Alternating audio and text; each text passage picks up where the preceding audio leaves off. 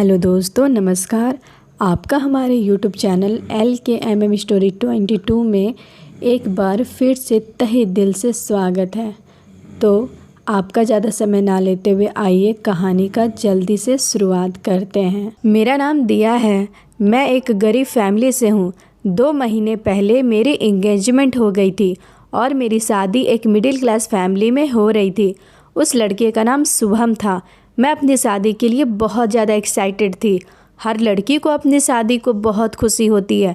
वह अपनी शादी के सुहाने सपने सजाने लगती है। यही सारी फीलिंग्स मेरे दिल में भी जाग रही थी और मैं अपनी शादी से बहुत खुश थी। इतनी ज़्यादा खुश थी कि अपनी शादी की खूब सारी शॉपिंग में लगी हुई थी। मेरे माता पिता मेरी शादी धूमधाम से करना चाहते थे और मेरी पूरी फैमिली भी मेरी शादी से बहुत खुश थी। मुझे पार्लर में तैयार होना था, इसलिए मेरी शादी के कपड़े ससुराल से पहले ही आ गए थे। बेड पर मेरी शादी का रेड कलर का लहंगा रखा हुआ था। मैंने अपनी मम्मी से खुश होते हुए कहा, माँ, यह लहंगा कौन लाया है? यह लहंगा बहुत खूबसूरत लग रहा था। गोल्डन कलर का लहंगा था। मेरी माँ ने कहा, बेटे, यह तुम्हारे ससुराल से आया है। माँ ने बताया तो मेरी आंखें खुशी से नाचने लगी थी। इतने प्यारे कपड़े और इतनी सारी चूड़ियाँ देखकर मैं बहुत ज़्यादा खुश हो गई थी। मैंने अपनी माँ से कहा, माँ, कपड़े तो बहुत अच्छे हैं, लेकिन चूड़ियाँ मुझे कुछ खास पसंद नहीं आई है। चूड़ियाँ ज़्यादा अच्छी नहीं है। मेरी माँ कहने लगी, बेटी, भगवान का शुक्र अदा किया करो कि तुम्हें इतनी अच्छे ससुराल वाले मिले हैं, वरना तो बहुत सी लड़कियों को तो अच्छा सामान भी नहीं मिल पाता है। माँ कहने लगी, तुम्हारे ससुराल वाले के लोग बहुत अच्छे हैं।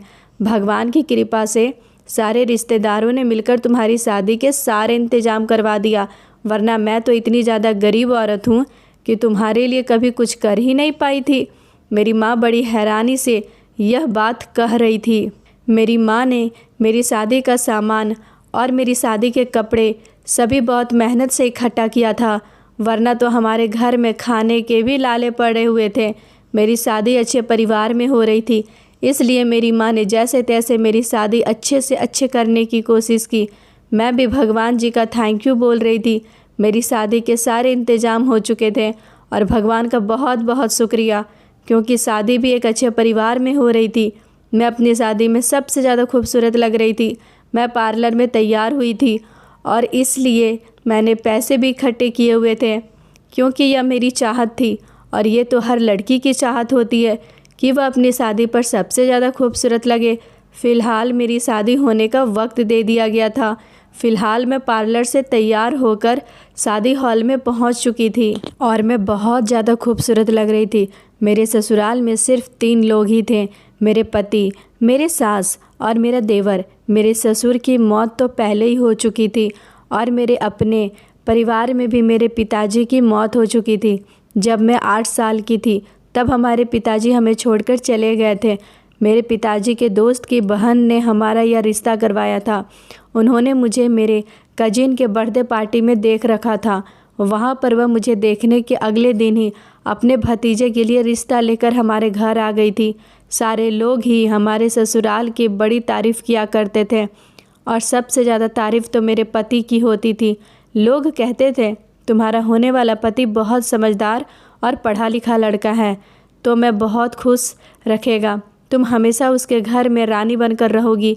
वैसे मैं अपने ससुराल के बारे में सोच कर बहुत खुश होती थी, क्योंकि मैं इस गरीबी भरी ज़िंदगी से बोर हो रही थी। आखिर गरीबी भरी ज़िंदगी में रखा ही क्या होता है? रिश्तेदार भी तो कब तक के होते हैं, जब तक हमारे पास पैसा होता है। मेरी माँ ने मुझे अकेले ही पाल पोस कर बड़ा किया था। जब मैं 8 साल की थी तभी हमारे पिताजी की मौत हो गई थी। उस टाइम मैं छोटी थी। मेरी माँ ने मुझे लोगों के घरों में झाड़ू पोछा करके पढ़ाया लिखाया था। मेरे घर में सिर्फ मैं और मेरी माँ ही थे। मेरे पैदा हो जाने के बाद मेरी माँ का कोई औलाद ही नहीं हुई थी और फिर उसके बाद मेरे पिताजी भी दुनिया से चल बसे थे। मेरे पिता के मरने के बाद मेरी माँ ने दोबारा शादी नहीं की थी, क्योंकि उनको हमेशा मेरी परवरिश की फ़िक्र लगी रहती थी। मेरी माँ का कहना था, मैं अपनी बेटी की शादी जल्द से जल्द कर दूंगी। इसलिए मेरे जवान होते ही मेरी माँ ने भी मेरा रिश्ता तलाश करना शुरू कर दिया था। मेरे पिताजी के मरने के बाद मेरी माँ के मायके वालों और उनके ससुराल वालों में से किसी ने भी उनका साथ नहीं दिया था। मेरी माँ ने जो किया था वह खुद अपनी मेहनत की कमाई से शादी में किया था। यहाँ तक कि किसी ने मुसीबत के टाइम पर कोई मदद नहीं की थी। तभी तो मेरी माँ चाहती थी कि वह जल्द से जल्द अपनी बेटी की शादी कर दे, ताकि ऐसा ना हो कि कभी ज़िंदगी उन्हें भी धोखा दे जाए और उनकी बेटी इस दुनिया में लावारिस रह जाए। मेरी माँ मुझे बहुत प्यार किया करती थी। उन्होंने मेरी खुशी के खातिर बहुत कुछ किया है। हर तरफ से नाउम्मीद होकर हम दोनों माँ बेटी हमेशा एक दूसरे का सहारा बने थे। मैंने सिर्फ हाई स्कूल तक की शिक्षा हासिल की थी, क्योंकि मुझे भी पढ़ाई में कोई ज़्यादा इंटरेस्ट नहीं था। अगर मुझे पढ़ाई में इंटरेस्ट होता तो मेरी माँ और भी ज़्यादा मेहनत करके मुझे और पढ़ा सकती थी, लेकिन मैंने ही अपनी माँ से आगे पढ़ने के लिए मना कर दिया था। और फिर मेरी माँ की तबीयत भी किसी न किसी दिन बहुत ख़राब हो जाती थी। हाई स्कूल करने के बाद ही मैंने पढ़ाई को टाटा बाय बाय कह दिया था और फिर घर चलाने के लिए माँ की हेल्प करने लगी थी। मुझे सिलाई बहुत अच्छी तरह से आती थी, इसलिए मैंने लोगों के कपड़े सिलना शुरू कर दिया और इसी तरह मैं भी पैसा कमाने लगी थी। मैं कपड़े सीने में बहुत ज़्यादा परफेक्ट थी, इसलिए कम टाइम में भी बहुत अच्छी तरह मेरे पास ज़्यादा कपड़े सिलने आने लगे थे और मेरे पास काफ़ी सारे रकम भी जमा होने लगे थे और ज़्यादा से ज़्यादा लोग मेरे पास कपड़े सिलाई करवाने के लिए आते थे और इसी तरह से मेरी गुजर बसर अच्छे तरीके से होने लगी थी। इसी रूटीन के साथ ज़िंदगी गुजारते हुए मुझे लगभग 1 साल हो गया था। अब मैं 24 साल की हो गई थी और मेरी माँ जल्द से जल्द अपनी बेटी को विदा कर देना चाहती थी। रिश्ते तो बहुत आते थे, लेकिन मेरी माँ ने मेरे लिए एक अच्छा रिश्ता और अच्छा परिवार ढूंढ रही थी। मेरी माँ का कहना था कि वह मेरी शादी किसी अच्छे और पढ़े लिखे परिवार में करना चाहती है और मेरी शादी अब अच्छे परिवार में हो रही थी। वह सब मेरी माँ की प्रार्थनाओं और कोशिशों का ही नतीजा था।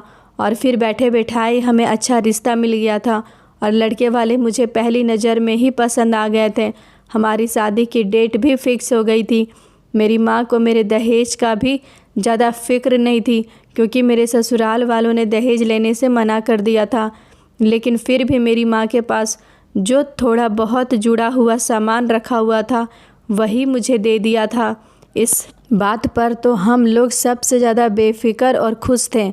दिन जल्दी जल्दी गुजर गए और शादी का दिन भी करीब आ गया था, जबकि हमारे रिश्तेदार तो कभी हमारे बुरे दिनों में क्या, कभी हमारे अच्छे दिनों में हमारा हौसला तक बढ़ाने नहीं आते थे। इसलिए मेरी माँ ने किसी रिश्तेदार को मेरी शादी पर नहीं बुलाया था और सिर्फ आस पड़ोस के लोगों को ही मेरी शादी में बुला लिया था। मेरे ससुराल वालों ने हमारी गरीबी देखते हुए मेरी माँ से हर बड़े खर्च को मना कर दिया था, लेकिन फिर भी मेरी माँ से जितनी कोशिश हो सकी मेरी शादी को अच्छा और धूमधाम से करने की कोशिश की थी। वो लोग टाइम से बारात लेकर शादी हॉल पहुंच चुके थे और फिर सबके आशीर्वाद से मेरी शादी हो गई थी। मैंने अपने होने वाले पति को सिर्फ एक बार फ़ोटो में ही देखा था। वह बहुत स्मार्ट और पढ़ा लिखा लड़का था। मैंने भी बहुत खूबसूरत थी और मुझे पता था कि मेरा पति भी मुझे पहली नज़र में देखते ही पसंद कर लेगा। शादी की सारी रस्में पूरी हो जाने के बाद सारे मेहमानों ने खाना खा लिया और फिर उसके बाद विदाई की रस्म की गई। मैं रोते हुए अपनी माँ से मिलकर ससुराल में खुश रहने के लिए बहुत सारे आशीर्वाद लेकर अपनी माँ को तसल्ली देकर अपने ससुराल वालों के साथ अपने ससुराल विदा होकर आ गई थी। घर पहुँचते ही सबसे पहले मुझे मेरी सास के कमरे में बैठा दिया गया। फिर 2-3 रस्म की गई। कुछ रस्मों के बारे में तो मैं जानती थी और कुछ के बारे में नहीं जानती थी। मैं काफ़ी थक चुकी थी, लेकिन फिर भी खुशी खुशी सब लोगों के बीच बैठी हुई थी और सारी रस्मों को भी अच्छे तरीके से निभा रही थी, क्योंकि मैं पहले दिन की ही दुल्हन थी और पहले ही दिन में अपने ससुराल वालों के खिलाफ जाकर उन सब का दिल उदास नहीं करना चाहती थी। तभी चुपचाप बैठी सारी रस्मों को अच्छी तरह से निभा रही थी। जैसे जैसे वह लोग कह रहे थे वैसा ही मैं कर रही थी। इसके बाद मेरी सास मुझे कमरे में लेकर चली गई थी, जो कि मेरे पति का था, और अब मुझे भी इस कमरे में ही रहना था। कमरे में चारों तरफ फूलों की सेज लगी हुई थी और डेकोरेशन बहुत अच्छी की हुई थी। मैं बहुत थक चुकी थी। मेरी सास ने मुझे बेड पर बैठने के लिए बोल दिया था और मेरे लहंगे को चारों तरफ से फैला दिया था। मैं बिल्कुल एक हीरोइन की जैसी लग रही थी और मेरे दिल में एक अजीब सी घबराहट जाग रही थी और अपने पति के आने का इंतज़ार कर रही थी। इंतज़ार धीरे धीरे लंबा होता जा रहा था क्योंकि मुझे बेड पर बैठे हुए 1 घंटा हो गया था और मेरा पति था कि कमरे में आने का नाम ही नहीं ले रहा था। मुझे एक बात पर बड़ी हैरत हो रही थी। जब से मेरी शादी हुई थी मैंने अपने पति को थोड़ा सा भी बोलते हुए या मुझसे बात करते हुए नहीं देखा था। यहाँ तक कि मैंने अपने पति की अभी तक आवाज़ भी नहीं सुनी थी। इसी तरह ही बैठे बैठे लगभग मुझे 2 घंटे गुजर गए थे और मेरी आँख लग गई थी और फिर मैं थोड़ी देर के लिए सो गई थी। अचानक जब मेरी आँख खुली तो मेरा पति कमरे में मौजूद नहीं था और मैं आंखें बंद करके कुछ सोचने लगी थी। ना जाने कितनी देर हो गई थी। अचानक दरवाजे की आवाज़ से मैंने अपनी आंखें खोल दी। मैंने कमरे में चारों तरफ देखा तो कमरे में मुझे कोई नज़र नहीं आया, पर मुझे बड़ी हैरत हो रही थी। जैसे ही मेरी नज़र दरवाजे की तरफ गई, यह देखकर मैं हैरान रह गई थी कि खुले हुए दरवाजे से मेरा पति अंदर आ रहा था। लेकिन हैरत की एक वजह यह भी थी कि कमरे के अंदर मेरे पति के साथ साथ एक लड़की भी आई थी जो बिल्कुल पागल सी लग रही थी और उसकी हरकतें भी बिल्कुल पागलों वाली थी। उसने पुराने और फटे हुए कपड़े पहने हुए थे। उसके कपड़े कई जगह से फटे हुए थे और बार बार वह सर को पूरी तरह से खुजला रही थी और अजनबियों की तरह पूरे कमरे को देख रही थी, जैसे वह कमरे में पहली बार आई हो और उसने कमरे की हर चीज़ को ही पहली बार देखा हो। मैंने हैरत से पहले उसे और फिर अपने पति को देखा जिसने उस पागल औरत का हाथ पकड़ा हुआ था। मैं बड़ी परेशान और हैरान अपनी जगह से उठकर खड़ी हो गई थी और उन दोनों के करीब चली गई थी। वह पागल औरत तेज़ी से मेरे पति के पीछे छुपने लगी जैसे वह मुझसे डर रही हो। मैंने अपने पति शुभम से पूछा, यह कौन है और आपके साथ हमारे कमरे में क्या कर रही है? तो पहले शुभम ने उस पागल लड़की को अपने करीब खींच लिया और अपने बराबर में खड़ा कर लिया और मेरी तरफ देखकर कहने लगा, यह मेरी पत्नी है और चलो इसे बिल्कुल अपनी तरह तैयार कर दो। अपने पति की बातें सुनकर मेरे पैरों तलों से ज़मीन निकल गई थी कि आज ही हमारी शादी हुई थी और वह आज ही एक पागल सी औरत को हमारे कमरे में लाकर मुझसे कह रहा था, यह मेरी पत्नी है और इसे अपनी तरह तैयार कर दो। मेरी आंखों में आंसू आ गए थे और मैंने अपने पति से कहा, आप क्या कह रहे हैं? यह आपकी पत्नी कैसे हो सकती है और मैं इसे कैसे अपनी जगह तैयार करके बैठा दूं? आपकी पत्नी तो मैं हूं, जबकि आज ही हम दोनों की शादी हुई है। हम दोनों ने एक साथ 7 फेरे लिए और आपने ही तो मेरी मांग में सिंदूर भरा है। आज सब लोगों के सामने हमारी शादी हुई है। मैं बुरी तरह से सदमे में चली गई थी और अपने पति से रो रो कर यह बात कह रही थी। मेरे पति ने गुस्से से मेरी तरफ देखा और कहने लगा, मैंने कहा ना कि यह मेरी पत्नी है और तुम इसको बिल्कुल अपनी तरह तैयार कर दो और उसके बाद तुम हमारे कमरे से निकल जाओ, वरना मैं तुम्हें तलाक देकर अभी घर से निकाल दूंगा। अपने पति की बात सुनकर मेरा शरीर बुरी तरह से कांप रहा था। मुझे तो उम्मीद ही नहीं थी कि शादी की पहली रात ही मुझे अपने पति से ऐसे शब्द सुनने को मिल जाएंगे। वह औरत कौन थी मैं नहीं जानती थी। मैंने कभी किसी नई नवेली दुल्हन के साथ ऐसा सुलूक होता नहीं देखा था, बल्कि पति तो अपनी नई पत्नी से मिलने की और प्यार भरी बातें करने की चाह में बहुत एक्साइटेड होता है, जबकि मुझे ऐसी उम्मीद भी नहीं थी कि मेरी शादी की पहली रात ही मेरा पति एक पागल औरत को मेरे सामने लाकर सजाने के साथ साथ मुझे कमरे से निकल जाने को भी कह देगा और साथ में धमकी भी दे रहा था कि अगर मैंने ऐसा नहीं किया तो वह मुझे तलाक देकर घर से निकाल देगा। और अगर वह मुझे घर से निकाल देता तो ना सिर्फ मेरी ज़िंदगी बर्बाद हो जाती बल्कि मेरी माँ भी जीते जी मर जाती, क्योंकि मेरी माँ ने बहुत लगन और कोशिश के साथ मेरी शादी करवाई थी ताकि वह अपनी जिम्मेदारी से फ्री हो जाए और अपने जीते जी ही अपनी बेटी की शादी देख सके और अपनी बेटी को उसके ससुराल में खुश देख सके। मैं नहीं चाहती थी कि मेरी माँ, जिससे पहले ही अपनी ज़िंदगी बहुत सारे गम सहे हैं, वह मेरा भी गम बर्दाश्त करे। मैंने रोते हुए सर हिला दिया और फिर उस पागल औरत को तैयार करने के लिए राज़ी हो गई थी। मैं दिल ही दिल में बहुत परेशान रही और रो रही थी और उस पागल लड़की को अपने साथ बाथरूम में ले गई और फिर अपने कपड़े उसे पहना दिए। यह वही लाल लहंगा था जो मेरे ससुराल वालों की तरफ से मुझे शादी पर मिला था, लेकिन अब वह उस पागल औरत का भाग्य बन चुका था। वह मेरी जितनी खूबसूरत तो नहीं थी, मगर उसकी किस्मत मुझसे भी कहीं ज़्यादा अच्छी थी। उसे अपने कपड़े पहनाने के बाद मैंने उसके फटे पुराने कपड़े पहन लिए और उसे लेकर बाहर चली आई थी। मेरा पति बेड पर बैठा हुआ था, हमारी तरफ देख रहा था, जिस पर मैंने उस पागल औरत को ड्रेसिंग टेबल के सामने रखे स्टूल पर बैठा दिया और फिर उसका मेकअप करने लगी। उसके बाद उसका हेयर स्टाइल भी कर दिया। वो सारी ज्वेलरी उसको पहना दिए जो कुछ देर पहले मैं पहनी हुई थी। मेरे हाथ बुरी तरह से काँप रहे थे, जबकि डर और परेशानी के साथ साथ मुझे उलझन भी बहुत सता रही थी। ना जाने क्यों मुझे वह पागल सी लड़की किसी दुश्मन की तरह दिखाई दे रही थी। जो लड़की कुछ देर पहले पागल और बदसूरत सी दिखाई दे रही थी, उसे तैयार करने के बाद जब मैंने उसे गौर से देखा तो वह काफ़ी प्यारी और खूबसूरत नज़र आ रही थी। उसे देखकर मुझे और ज़्यादा रोना आ रहा था कि मेरा पति किसी और अनजान और पागल औरत को मेरी जगह दे रहा है, जिसे मैं जानती तक नहीं थी। वह पागल औरत काफ़ी ज़्यादा एक्साइटेड थी। अपने कपड़े और ज्वेलरी को देखकर किसी दीवानों की तरह रिएक्ट कर रही थी और ख़ुद को शीशे में देख देख कर खुश हो रही थी और तालियां बजा रही थी। मतलब उसे भी यह सब कुछ अच्छा लग रहा था। वह तैयार है और खूबसूरत लग रही है। मैंने तैयार करके उसे गौर से देखने के बाद अपने पति की तरफ देखा तो सर हिलाकर बेड से उठकर उसके करीब आया और उसको गौर से देखने लगा। उसके बाद मेरी तरफ देखकर मुझे वहाँ से निकल जाने का इशारा करने लगा।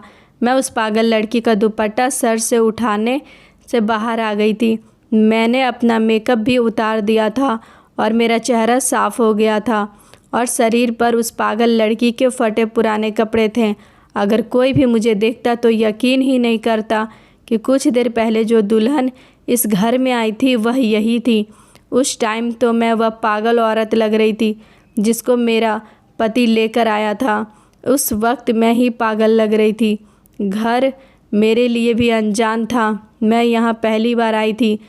तभी मैं कमरे से निकलकर दरवाजे के बाहर ही बैठ गई थी कि मुझे नहीं पता था कि मैं रात के टाइम कहाँ जाऊँ। अगर किसी के कमरे में जाती तो वह मुझसे पूछता कि मैं इस हाल में अपने कमरे से बाहर क्या कर रही हूँ। डाइवोर्स के डर से मुझे रोक रखा था। तभी मैं चुपचाप अपने पति के कमरे के बाहर आकर बैठ गई थी और मैंने अपने चेहरे को दुपट्टे से अच्छी तरह से ढक लिया था। मुझे परेशानी की वजह से नींद भी नहीं आ रही थी। यही वजह थी कि मैं अब तक जाग रही थी। अभी मैं बैठी हुई थी जब अचानक मुझे किसी के आने की आवाज़ सुनाई दी तो मैं चौंक कर इस तरफ देखने लगी। सामने से ही मेरा देवर आ रहा था। उसने मुझे दरवाजे के बाहर बैठा हुआ देखा तो मैं चौंक गया और फिर कुछ ही देर बाद वो मुझे बिना कुछ कहे बगैर ही मुझे पकड़कर अपने साथ ले गया। मेरा चेहरा छुपा होने की वजह से वह मुझे देख नहीं पाया था। मैंने उसके आगे हाथ जोड़ने शुरू कर दिया तो वह मुझे घसीटता हुआ कमरे में ले जाने लगा, जिस पर मैं चुपचाप उसके साथ चलने लगी कि अगर मैं मुंह खोलती तो इसमें भी मेरी बेइज्जती होती कि शादी की पहली रात ही मेरे पति ने मुझे कमरे से बाहर निकाल दिया था। वह शायद मुझे ही वह पागल औरत समझ रहा था और मुझे लग रहा था कि वह उनकी कुछ न कुछ तो गलती थी। मगर क्या गलती थी, यह सवाल मेरे दिमाग में घूम रहा था। मेरा देवर मुझे एक कमरे में लेकर पहुंचाया जहां अंधेरा छाया हुआ था। शायद यह घर का स्टोर रूम था। उसने आगे बढ़कर लाइट ऑन की। मैं अब तक रिलैक्स थी, लेकिन मेरे होश तब उड़े जब उसने मुझे रस्सी से बांधने के बाद अचानक मेरे सामने बासी रोटी और ठंडी सब्जी रखी थी, जिसके साथ कुछ दवाइयाँ भी रखी हुई थी। मतलब यह खाना खिलाने के बाद मुझे दवाइयाँ भी खिलाने वाला था, जो शायद उस पागल औरत की थी। और मैं ये दवाइयाँ हरगिज नहीं खा सकती थी क्योंकि मैं पागल नहीं। मेरा एक पैर रस्सी से बंधा हुआ था जबकि दोनों हाथ खुले हुए थे। उसने कहा कि खाना खाओ, मगर मैंने अपना सर तेज़ी से ना में हिला दिया कि मुझे नहीं खाना। जैसे ही मेरा सर हिला, मेरे सर से दुपट्टा उतरा, जिसकी वजह से मेरा चेहरा उसके सामने आ गया। मेरे देवर ने जैसे ही मेरे चेहरे की तरफ देखा तो वह बुरी तरह से हैरान हो गया था और वह आंखें फाड़ कर मुझे देख रहा था और यकीन करने की कोशिश कर रहा था। उसने मुझसे पूछा, आप यहाँ क्या कर रही हो? उसने कड़क आवाज़ में बहुत हैरानी से मुझसे पूछा, जैसे उसे अभी अभी यकीन आया हो कि यहाँ वह पागल औरत नहीं बल्कि मैं हूँ जो आज ही उसकी भाभी बनी है। उसके सवाल पर मुझे रोना आने लगा था। उसने आगे बढ़कर मेरी रस्सियाँ खोल दी और मुझे आज़ाद कर दिया, जिस पर मैंने दुपट्टे को ठीक से ओढ़ लिया। मुझे तो बड़ी बेइज्जती का सामना करना पड़ रहा था और मेरा दिल खून के आंसू रो रहा था। अपने देवर के पूछने पर मैंने रोते हुए उसे सारी बात बता दी थी, जिस पर मेरा देवर सर पकड़ कर बैठ गया था और कहने लगा, आपको अपना कमरा छोड़कर नहीं आना चाहिए था और अब डर कर सिर्फ अपना कमरा छोड़कर आ गई हो, बल्कि भैया की बात मानकर उस पागल को भी अपनी जगह दुल्हन बनाकर आ गई हो और खुद ने ये फटे पुराने कपड़े पहन लिए। मैंने अपने देवर से कहा कि तुम्हारे भैया ने मुझे तलाक की और घर से निकालने की धमकी दी है।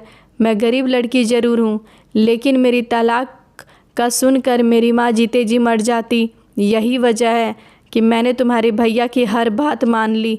उसने मेरी बात सुनकर मुझे तसल्ली दी और गहरी सांस भरी और फिर मुझे अपने पीछे आने का इशारा करके बाहर निकल गया। मैं डरी हुई और सहमी हुई अपने देवर के पीछे कमरे से बाहर निकली और फिर उसका पीछा करते हुए स्टोर रूम से दूसरे कमरे में चली गई तो सामने ही बेड पर मुझे मेरी सास लेटी हुई नज़र आई थी। उसके बाद मेरे देवर ने उनको नींद से जगाया।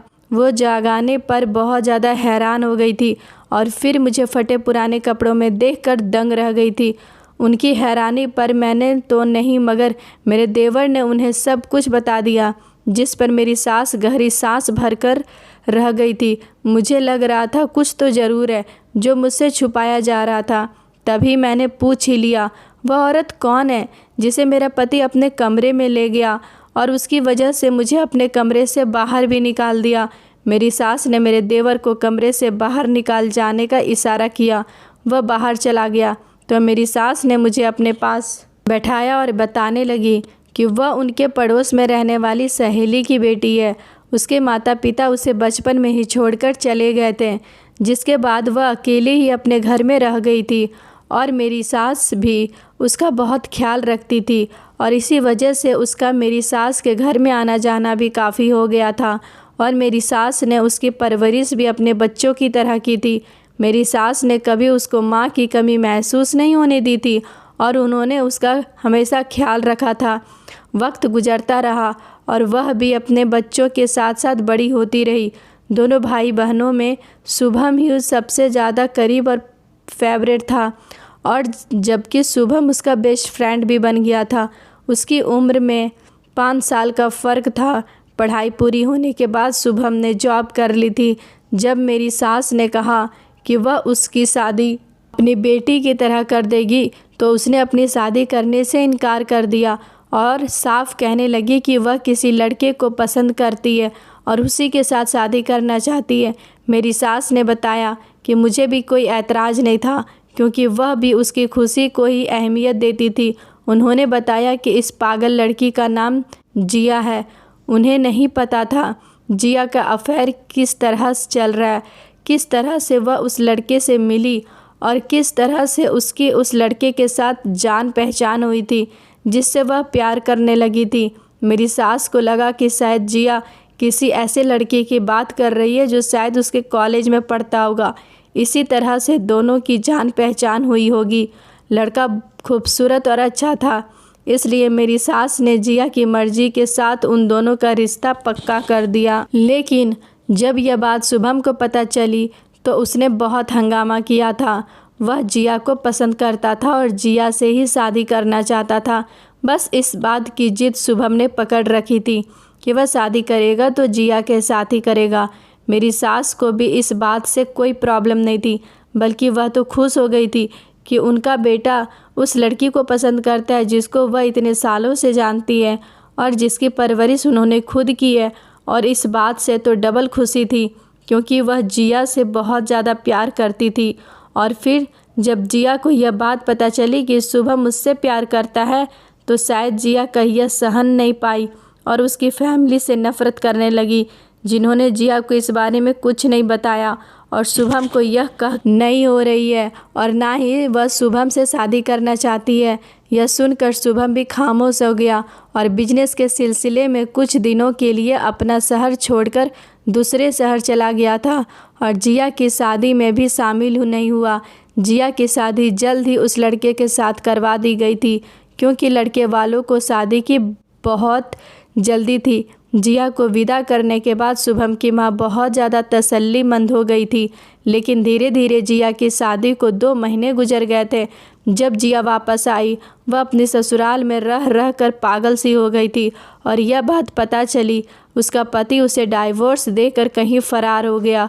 उसकी और जिया की मुलाकात सोशल मीडिया पर हुई थी और जिया के सोने के जेवर और कुछ पैसे और सारा कीमती सामान लेकर उसका पति ने उसे तलाक दे दिया और वह फरार हो गया था। लेकिन वह कहाँ चला गया था, यह बात कभी किसी को पता न चल सकी। मतलब कि उसने जिया के साथ फ्रॉड मैरिज की थी और मासूम सी जिया उसकी बातों में आकर अपनी ज़िंदगी बर्बाद कर चुकी थी। जिया प्रेग्नेंट थी और यह खबर उसके लिए किसी बड़े शौक से कम नहीं थी। उसके दिमाग को सदमा लग गया और वह पागलों की तरह हरकतें करने लगी थी और फिर वह पूरी तरह से पागल हो गई। जब उसने अपना बच्चा खो दिया और उसका मिसकैरेज हो गया था, वह छत पर ठोकर खाकर गिर गई थी, जिसकी वजह से उसका मिसकैरेज हो गया और वह दिमागी तौर पर पूरी तरह से पागल हो गई थी। शुभम को जब इस बारे में पता चला तो वह वापस आ गया और जिया को संभालने लगा और उसका इलाज करवाने लगा। ठीक नहीं हो सकेगी। डॉक्टर का कहना था कि जिया को दिमागी तौर पर बहुत ज़्यादा परेशान किया गया है, जिसकी वजह से वह अब अपने होश हवास में नहीं है। अगर उसके साथ फिर से वही सब दोहराया गया तो शायद वह ठीक हो जाए और उसको सब कुछ याद आ जाए, या फिर उसकी शादी कर दी जाए। शादी होगी, पति होगा और बच्चे होंगे तो वह ठीक हो जाएगी। शुभम ने यह बात सुनते ही और ज़्यादा हंगामा मचा दिया कि अब वह जिया से शादी करेगा, फिर चाहे वह पागल ही क्यों ना हो। मेरी सास बड़ी मुश्किल से अपनी कसम देकर अपने बेटे को रोक लिया था और वह अभी उससे शादी ना करे। वो पहले उसका इलाज करवाए। इलाज करवाते करवाते 1 साल तो गुजर गया है, लेकिन अभी तक जिया ठीक नहीं हुई है। तो इससे क्या चांस है कि वह शादी के बाद भी ठीक हो सकती। और अब तो वह पहले की तरह से ना खाती है और ना पीती है, ना हिसाब से अब कपड़े पहनती है, बल्कि किसी को खुद को हाथ तक नहीं लगाने देती।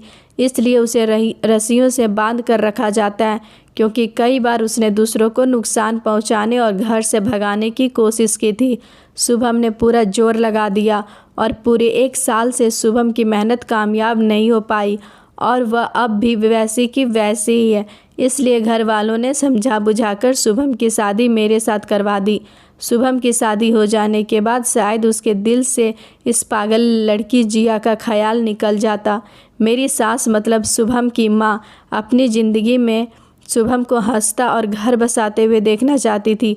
पिछले कुछ दिनों से जिया की तबीयत खराब रहने लगी थी और शुभम की शादी के झंझटों में वह उसे डॉक्टर के पास नहीं ले जा पाया था और मेरे पति का मेरे साथ ऐसा बिहेवियर की वजह से भी जिया ही थी। वह जिया को दुल्हन बनाकर उसे एक बार फिर से पिछली ज़िंदगी याद दिलाना चाहता था।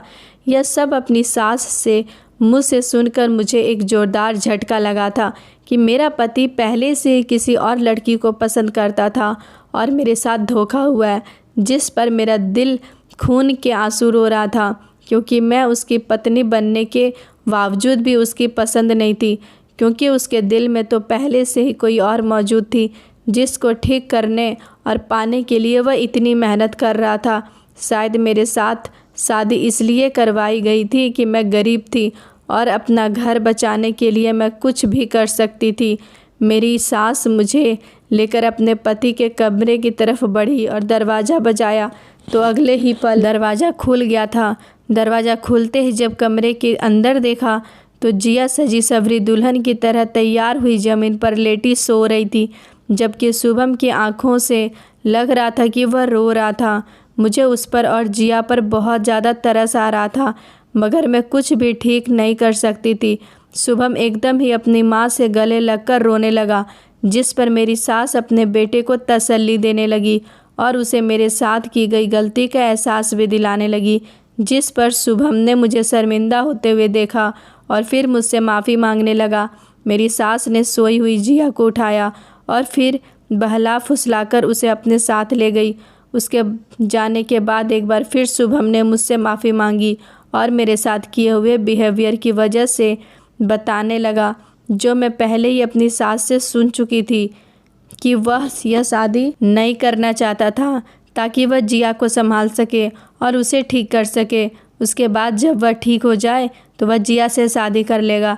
लेकिन घर वालों ने ज़बरदस्ती उसकी शादी मेरे साथ करवा दी थी। मैंने शुभम को तसल्ली दी और यकीन दिलाया कि मैं उसके साथ हूँ, जिस पर वह काफ़ी देर तक अपना गम मुझसे बांटता रहा और मुझे यकीन था कि मैं जल्द ही उसके दिल में अपनी जगह बना लूँगी। वैसे भी जो हो गया था उसे बदला नहीं जा सकता था और ना ही मैं यह सब अपनी माँ को या किसी और को इस बारे में बताने वाली थी। जिया एक मासूम सी पागल औरत थी जिससे मुझे कोई खतरा नहीं था। शादी के बाद सभी मेहमान अपने अपने घर चले गए थे। मैं जिया का सगी बहन की तरह ख्याल रख रही थी। उसका खाना पीना, उसके कपड़े सब मैं ही देखने लगी थी और कोशिश करती थी कि उसके साथ अपना बिहेवियर दोस्त की तरह रखूं। यह सब देखकर घर के बाकी लोगों के साथ शुभम भी खुश रहने लगा था और शुभम के दिल में मेरे लिए जगह भी बनने लगी थी, जिसका इजहार वह मुझसे अपने प्यार भरी बातों और मेरे ख्याल रखने से करता था। जिया मुझसे काफ़ी हद तक इम्प्रेस हो चुकी थी, लेकिन वह अभी तक ठीक नहीं हो पा रही थी। उसकी दवाइयाँ भी चेंज करके देखा, लेकिन नतीजा कुछ नहीं निकल पा रहा था। अब तो घर के बाकी लोग भी उसकी हालात को देखकर अफसोस में पड़ जा रहे थे, लेकिन शुभम चाहता था कि वह ठीक हो जाए, इसलिए मैं दिल जान से उसका ख्याल रख रही थी। बिना किसी जलन और बिना किसी गुस्से से उसका चेकअप करवाने के लिए मैं और शुभम ही अस्पताल लेकर उसे जाते थे। जिया जो पहले ऊँट पतांग हरकतें करती थी, अब हमेशा खामोश खामोश सी रहने लगी थी और वह अपने कमरे में बेड पर ही लेटी रहती थी और हिलती रहती थी, उठकर बैठती थी भी नहीं थी। डॉक्टर उसे ठीक करने की अच्छी तरह से कोशिश कर रहे थे, लेकिन उसके बावजूद भी उसकी हालात दिन ब दिन बिगड़ती चली जा रही थी। वह कमज़ोर तो पहले से ही थी, लेकिन दिन ब दिन उसके शरीर हड्डियां का ढांचा बनता जा रहा था, जिस पर मैंने राय दी कि उसकी पूरी तरह से चेकअप करवाया जाए। और इसी तरह से शुभम ने उसका शहर के सबसे बेस्ट डॉक्टर से चेकअप करवाया। लेकिन जो बात हमारे सामने आई थी उसने हमारे दिमाग को हिलाकर रख दिया था। जिया को धीरे धीरे कैंसर होने लगा था और इस बात का तो हमें पता ही नहीं चल पाया था, जो कि काफ़ी हद तक अब बढ़ गया था। डॉक्टर ने बताया कि सिर्फ कुछ दिनों तक ही अब वह ज़िंदा रह सकेगी, जिस पर हम सब बहुत ज़्यादा परेशान हो गए थे और हमें दुख होने लगा था। हम जिया का पहले से भी ज़्यादा ख्याल रखने लगे थे और उसके कैंसर का इलाज पूरी तरह से करवा दिया था। मुझे जिया एक बहन की तरह प्यारी हो गई थी और मैं नहीं चाहती थी कि उसे कुछ हो जाए, लेकिन होनी को कोई नहीं डाल सकता था। मेरी शादी को 6 महीने गुजर गए थे। उसके बाद जिया की मौत हो गई और अब सबको दुखी छोड़कर इस दुनिया से जा चुकी थी। उसकी मौत का हम यकीन नहीं कर पा रहे थे। ऐसा लगता था कि अभी भी वह इस घर में ज़िंदा है और कहीं से भी आ जाएगी, लेकिन हकीकत यही है कि वह हम सबको छोड़कर जा चुकी थी और हर फिक्र से आज़ाद होकर मर चुकी थी। लेकिन धीरे धीरे मरने वालों पर सब्र आ ही जाता है। हमें भी धीरे धीरे जिया की मौत पर सब्र आ गया था, लेकिन कभी कभी मुझे उस लड़के पर बहुत गुस्सा आता था जिसके जिया को धोखा दिया था और जिसकी मोहब्बत को खोने की वजह से जिया पागल हो गई थी।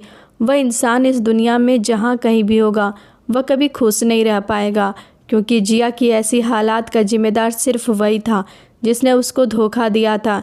ऐसे लोग जो दूसरों को धोखा दे वह कभी अपनी ज़िंदगी में खुश नहीं रह सकते। उनको भी इस दुनिया में किसी न किसी से धोखा ज़रूर मिलता है।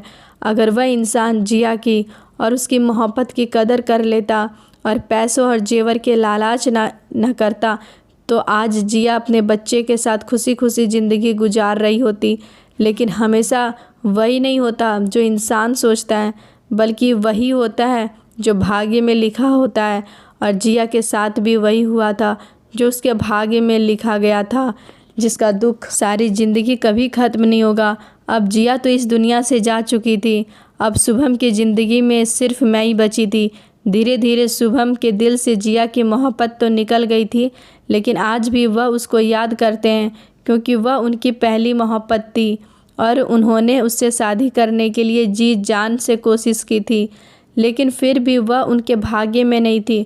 शुभम ने इस बात को एक्सेप्ट किया कि जिसकी जोड़ी जिसके साथ बना दी गई है वह उसको ही मिलकर रहेगा। शायद जिया और शुभम का मेल नहीं था।